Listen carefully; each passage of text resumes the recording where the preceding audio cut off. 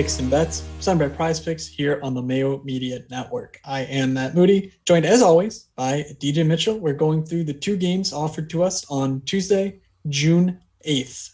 DJ, let's get this started with how was your weekend? I know you were out living your best life, not cooped up inside watching hockey like I was, but, how was your weekend? How you doing? And you looking forward to this slate? Yeah, no, it was nice. I was outside watching a concert with a beer. That felt really good. Normally by this time of the year is kind of the transitioning completely out of hockey into full go concert season, and the concerts haven't stopped. So did take a couple of days off there. Enjoyed it. Got back Sunday, watched only hockey, and it was nice. So we're back. I was just thinking we're kind of marathon men or Iron Men, if you will. We have not taken a slate off, either of us. Is that correct? Tuesday, Thursday, you mean? Yeah, Tuesday, Thursday. Yeah. No, we're in it for the long haul. Unreal. We're quickly running out of games. Fortunately for us, the Canadian series was not a Tuesday, Thursday series, so we don't have to deal with that. We could potentially lose Carolina here, but we are guaranteed to be right back here on Thursday with Colorado and Vegas being tied at 2-2. It's going to be a good time here. We got at least another week of guaranteed content. You always like to hear that. So we are going to go through the two games on the docket on Tuesday. But first, I do want to tell you about Prize Picks. Now, of course, longtime listeners, you should know about Prize Picks and my whole spiel, yada, yada, yada. But if you haven't tried out Prize Picks yet, I highly, highly encourage it. What you do is you go to prizepicks.com and use promo code MMN when you sign up. Once you do that, you put in some money. If you put in $100, they'll give you up to a $100 match deposit bonus on that $100. So there you go. Right there, free money. You already made money. Congratulations. Then what you do is you look at their board. They have right now 12 different sports being offered, different areas to select from, multiple soccers, for instance. But you can mix and match across all the sports. All you do is you pick the over or the under for your given fantasy player. So on this slate, we have a couple of selections for you in the NHL. The first one that I wanted to talk about was Max Pacioretty, 4.1. By the way, you get 3 points for a goal, 2 points for an assist, and a half point for a block and a shot. Got it? Good. Max Pacioretty here, going against Colorado. Yes, they're back in Denver, which is, always a tougher place to play than Vegas and, the rocking crowd and all that. But Max Pacioretty is on a freaking tear right now. Like, he came back and this Vegas team is completely revitalized from the first 6 games in the Minnesota series.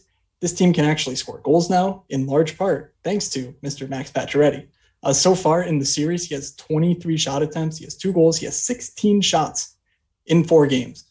Like, this guy is basically averaging 5 shots a night. And he's a great point producer. So he's getting top power play run. He plays with Mark Stone.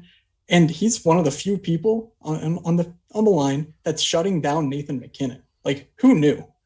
So I really like Max Pacioretty here at over 4.1. DJ, how about you? Yeah, I think that the biggest misprice in my eyes is Dougie Hamilton, 3.9, just because if he gets a point, it's like almost a stone cold lock, which has actually been pretty surprisingly a bit of a struggle for him in this series. He has the second most Corsi for of any player in the second round, and that includes guys that have played more games than him in large part. So Dougie Hamilton, could get there all alone on shots and blocks. I really think it's possible in a do or die game for him to see 3 or 4 blocks. He's not really known for it, but he's going to be out there a ton, especially if they're trying to produce offense. And he only has 1 point in this series. I just don't buy that as likely to continue onward. So I'm willing to bet on him to at least get an assist. And I think with the shots and blocks, it's a very easy path. Last game, he had 7 shots on goal, 1 block shot. Game before that, he had 5 blocks and shots, 6 blocks and shots. So like I said, you're really just hoping for him to be involved in 1 goal on the power play. Doesn't really matter. He's seeing 22 plus 24, 25 minutes of ice time. And it could even be more, like I said, in this do or die matchup. So just seems like a good one to go over on. I think yours was really strong as well. I think unless if there's anyone else you want to mention, we can get right on into it. No, yeah, let's get into things. So be sure to head on over to prizepicks.com, say that 10 times fast, and use promo code MMN when you sign up. Is it Mayo Media Network? Let them know we sent you. All right, let's get to it. First up, 6:30. By the way, 6:30, not 7. The NHL's being a little sneaky here. We have Tampa at Carolina. Tampa with the chance to close out this series. They're minus 125 on the money line. DJ, how are you feeling about this one? Because, boy, was that Saturday game tough to swallow for me. I was like, oh, Mrazek, he's the guy. He's going to do it. He's up 4-2. No, Nikita Kucherov got knocked on his ass and said, nope, I'm getting up. I'm hitting the post. I'm coming out next shift, scoring a power play goal, and I'm just going to take over this freaking game. Nikita Kucherov is making me look like a fool for telling you on Thursday how he didn't look the same. Now, I could go through his 5-on-5 game logs and tell you, oh, well, he's only still getting 4 or 5 shot attempts a game at 5-on-5, whereas in the bubble last year, I'm just running through a stretch. 6, 6, 7, 11, 7, 5, 9. The guy was insane in terms of shot attempts in the bubble last year. But, boy, he looked real good in that second half of the game on Saturday. So here, given 2 days of rest, Nikita Kucherov, how are you feeling about Tampa's chances to close out this series? I think that the game plan is very simple. If you're Carolina, stay as far away from the penalty box as possible. They gave up 3 power play goals, all to I would say the first unit, although Cirelli was on the ice a little bit there too. So maybe, whoever drew the penalty and whatnot. But the first unit scored 3 power play goals for the Lightning, and they are really freaking good. It's Globetrotters-esque out there for them as well. So if Tampa is going to win, it's going to come through the power play. So if you can get any prop action on that Tampa power play, I think that's pretty strong. I know FanDuel offers it for some of you out there. I think if you're going to take one of their guys, and I think they're priced decently accordingly, but maybe you could find someone. I probably wouldn't take Killorn because, like I said, he kind of bounced around a little bit in the last game. I think that's pretty fair, but irregardless, I still am going to just shade Carolina in a do or die matchup. We don't know who's going to be in net yet. Do you have the inkling it'll be Nedeljkovic will get the nod again? Because Brendan Moore kind of alluded to, like, this isn't his fault. Like, we're just taking him out just because he needs rest. He's a kid. And then Mrazek, I would say, laid an egg. He was in the net that typically is reserved for the starters in practice on Monday. So, take that for what it's worth. They could just be playing, mind games or whatever. But for right now, we're projecting Nedeljkovic in. Also noteworthy out of practice on Monday is it looks like we are going to get back Niederreiter. Unfortunately, it does seem like Vinny Trocheck remains out as well as Warren Fogle. But Nino practiced on a line with Marty Nachos and Jordan Martinook. So, the power of the Marty Party squared. I don't know. Can you call Martinook Marty Party? I don't know. We'll allow it. But, getting Nino back there is just, a guy who can muck and grind and get those net front goals that, if Carolina's going to stay alive in the series, they do need to, find some offense to counter punch this Tampa power play. So for me, I think I'm on the same thing as you, shade toward the Carolina money line. If they're going to give us a little bit of plus value, all the better. Pretty much a coin flip here for me. I'm just hoping selfishly we see another game because this series has been a lot of fun. A little bit of Saturday's action was a bit overblown just because, Vasilevsky even just, completely pooped his pants, I believe you would say, on, was it Jacob Slavin's goal, I think, bounced off the post, off his back into the net, not stuff you normally see out of Vasi, but obviously we know, Mrazek had a tough game as well. But undoubtedly that game was pretty crazy all when it's all said and done. So, I think for me, when I'm looking at players, if you're not one of the guys on the power play who's touching the puck for Tampa, I'm not really sure I'm that interested. Kucherov, Stamkos, Hedman, they just look insane right now. Braden Point, he can get there, but he's no guarantee to get there. It's just the way their power play functions. If Carolina tries to take him away, then they'll just, completely, they'll let him go and they'll play 4-on-3 elsewhere. So I really do think you need to build around at least one of those 3 guys. And honestly, it's tough to sell me on that one. The other game, Colorado Vegas, just it seems really, really enticing to me from a fantasy standpoint. So, anything from the player props or news or anything like that you wanted to cover here on the individuals in this Tampa Carolina game? And then I guess we should cover the over-under as well. Yeah, probably does. No, I full-heartedly agree that this game is going to be, I would say, less. I'm gonna have less ownership, and I think the fact that it blew up so much last time is going to even help me come to that conclusion a little bit more. Just because people might see the box score and be like, "Oh my God, there's what 10 goals in that game? Was it 10? Yeah, 10 goals." And they're like, "Oh Yeah, man, this must be." I really don't think the game was as I think there was a lot more I goals agree. scored than that should have been. Yeah, I think the I expected goals 100%. numbers agree with that. The expected goals have it at about 2.6 for Carolina, 3.5 for Tampa, based off Hockey Viz. So it was not 4-6, and I think we'll get back to that normality. I'm probably going to plan on starting Nedeljkovic in my lineup, and then I'm gonna maybe put in Nate Choss. I think at 4,200, he's a really good value, and then see if I can correlate. Maybe get a Tampa guy in there. I'm not sure yet, but I'm very much thinking, Hamilton, Nate Choss could be the call for me, and then just kind of going with some Vegas and some Colorado. As far as, shots and whatnot, I've already said Hamilton. I like him for the shot bonus again. I think that he's an incredibly strong play overall. I think his price is right. It's come down a little bit, if I recall correctly. I mean, I could kind of look at that, but just because he hasn't been getting the points. And yeah, it's gotten as high as 6.9 against Nashville, but that's a little bit different. And it's come down a couple $100 against Tampa. So, he gets one or two assists in there, which is sometimes just luck rather than skill. And he's right. I don't think that price ever comes down. So I think I'd like to ride that. For sure, Svechnikov has been one of the better at Corsi per 60 players all season and in the playoffs. I think he could continue that. He's the best outside in this entire series outside of Dougie. So I think those two are the easiest, safest bets. Is there anyone else you wanted to mention for a shot prop or point or anything? Yeah, I mean, I think if you're looking for a bit longer odds, just a guy to keep an eye on is Jesper Fast playing with Jordan Stahl at 5-on-5. Fast is a guy who is getting second power play run. I don't project Nino's return to sort of take that job away from him. Maybe we'll get some, hint in morning skate if that'll be the case or not. But for right now, I'm projecting him to be second line, second power play. He's going to be minimum salary across the DFS industry. And let me just see if I can pull up his to score odds real quick. Yeah, they're way down there, plus 420. Look, he's not going to be a volume shooter by any means, but sometimes you got to take the guys who are in position, to be on the ice. And this is one of those plays for me where I just think Jordan Stahl is a fine player, and they're definitely going to get the easier of the matchups, in my opinion. And even if not, I mean, Kucherov defensively, that line hasn't been excellent. So I'm actually not all that concerned if Jordan Stahl is used as a matchup guy. But for right now, I'm projecting that to be the Yahoo line anyway. But yeah, I don't really have much more to say in this one. The under, I think, is a slight shade for me, but I don't think I'm going to bet it personally. It seems like it's going to be like, do the goalies show up or not? And I'm just not buying on either of them right now. So just yeah, really to touch on that, I'm just sort of fading that completely, but I think I'd shade the under.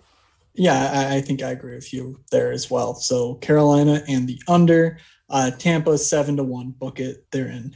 All right.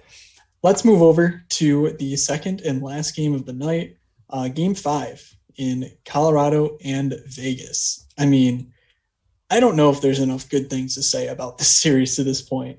Game 1 was obviously, that was a bit of a mess, like just logistically and, like officiating and all that. But it was fun.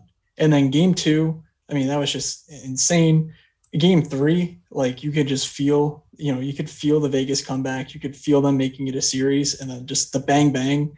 5 minutes left, 2 quick goals to tie it and take the lead. Just insane stuff. And then they put their foot on the throat of Colorado in Game 4. So going back home, how are you feeling about this minus 150 on the Avalanche, DJ?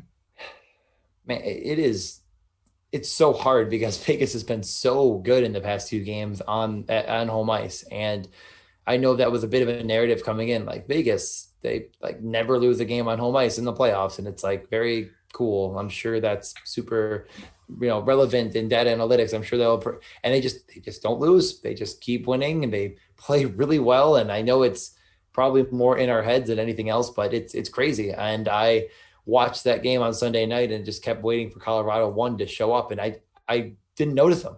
For a while there, I was like, are they playing? Like where I haven't seen McKinnon's name in forever. To see him with just 3 shots on net, I mean that is like a season low. What the heck? I'm like, there's no way.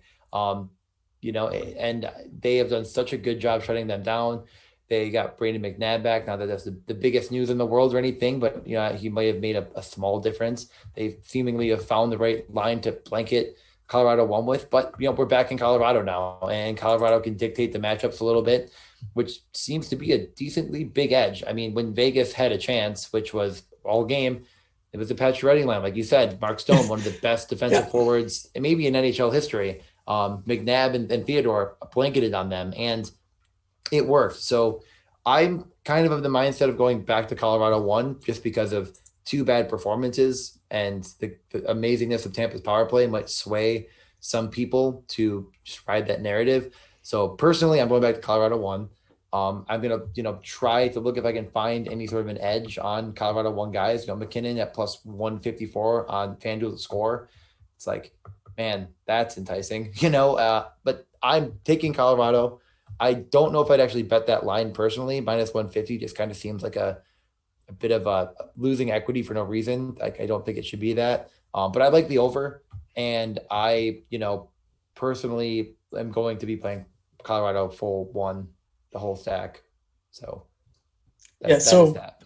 something interesting here is that even at home, Colorado did want McKinnon going out against the Stone line. Game 1. Oh no, it was a Pacioretty. Never mind. Game 1 definitely, was a bit odd. Just things were going crazy and all that. But Stone, Stevenson, Pacioretty had the edge. Game 2, same thing. They had the edge territorially. McKinnon will in Rantanen, especially on the power play, they'll score in their chances. And then they go home, and again, Patch's line, just they are actually dominating Colorado 1, on the series. With that said, Colorado's going to get away from that. Like Bednar has made multiple remarks about how the team's I can't imagine he's going to allow this to happen again. Like the Stone line dominated. So, Nazem Kadri's not coming back. He's literally out for the series. So, what do you do if you are Colorado here? Because if they do try and get, Patches or get McKinnon away from that line, they're just going to have a field day. Tyson Jost is just, he's playing awful. He's had really, really, really poor numbers. Has not looked good.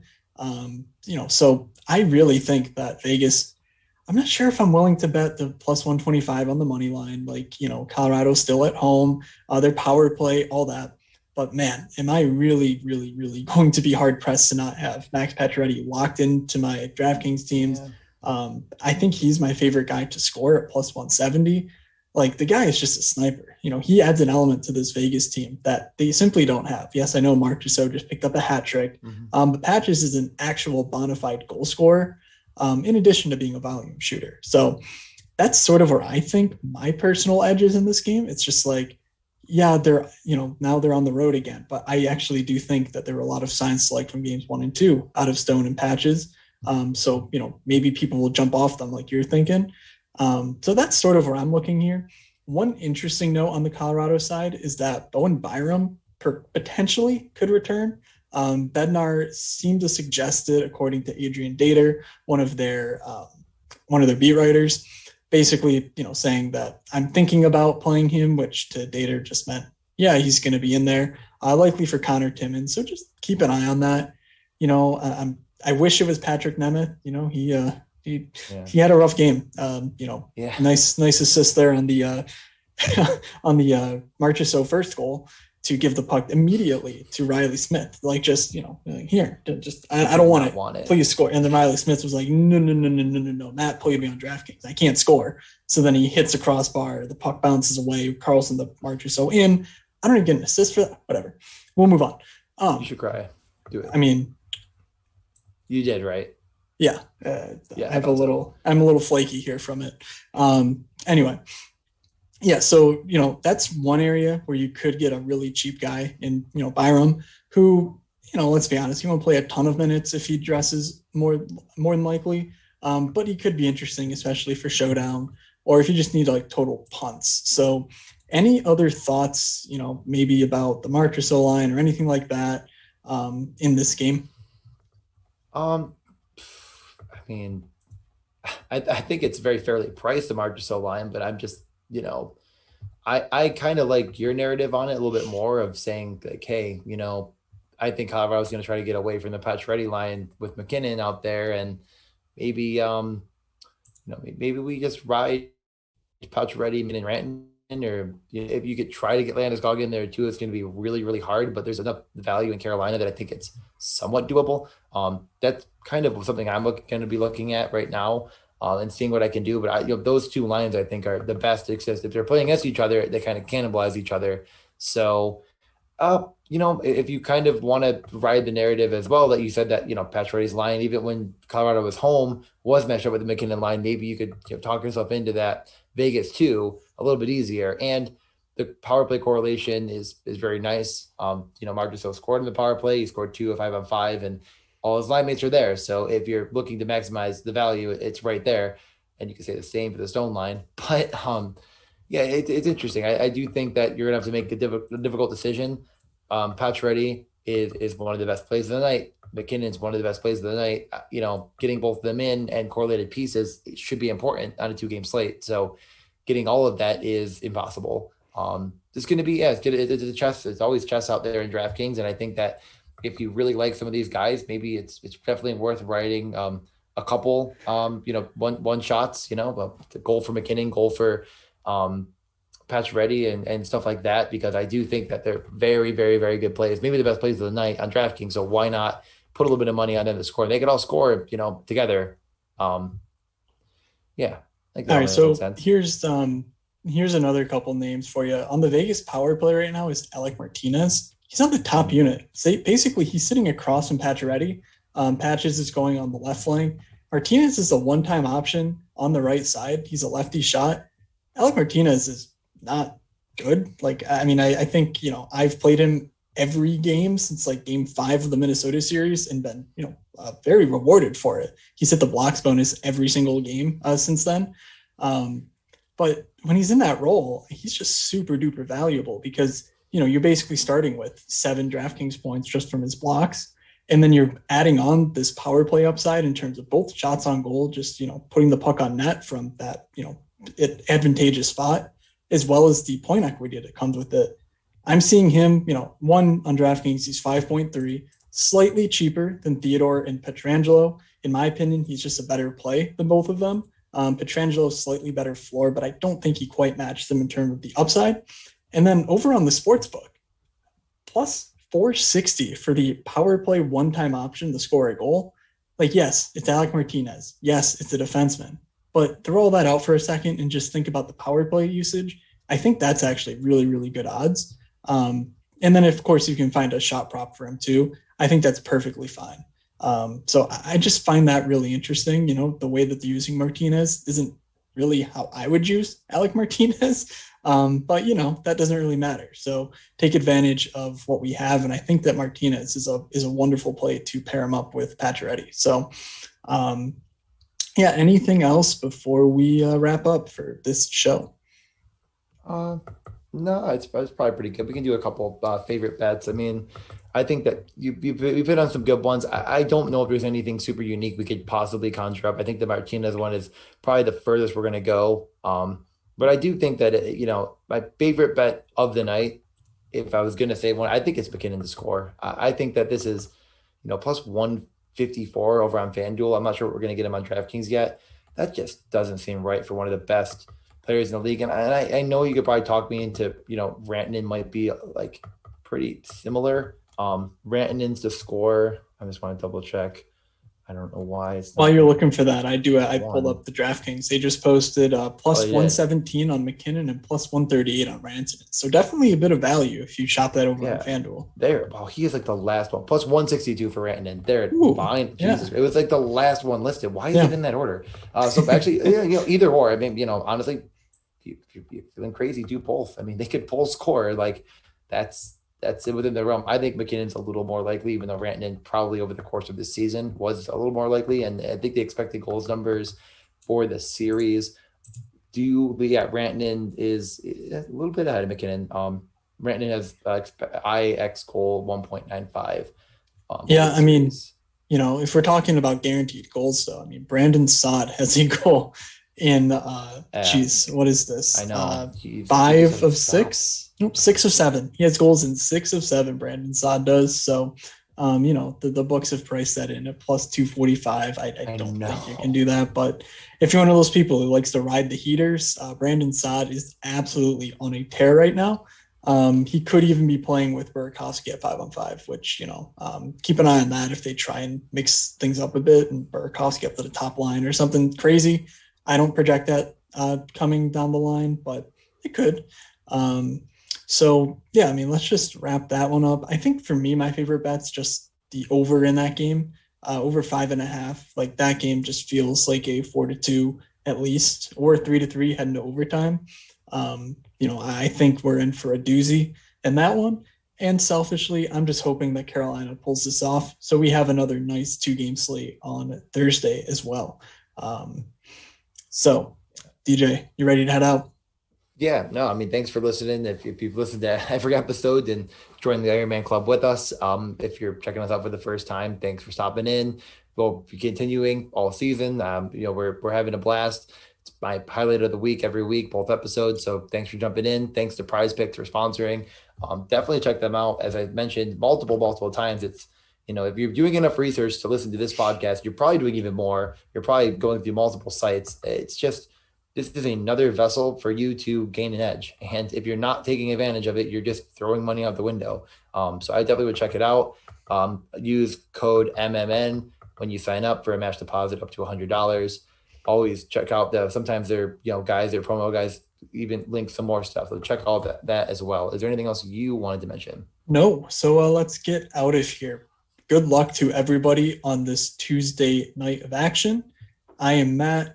That is DJ. Follow us all on social media. You see it on your screen on YouTube, or you know where to find us in the description and all that on YouTube and the podcast. So like, subscribe, follow us, all that good stuff. Thanks to Prize Picks, and we will see you.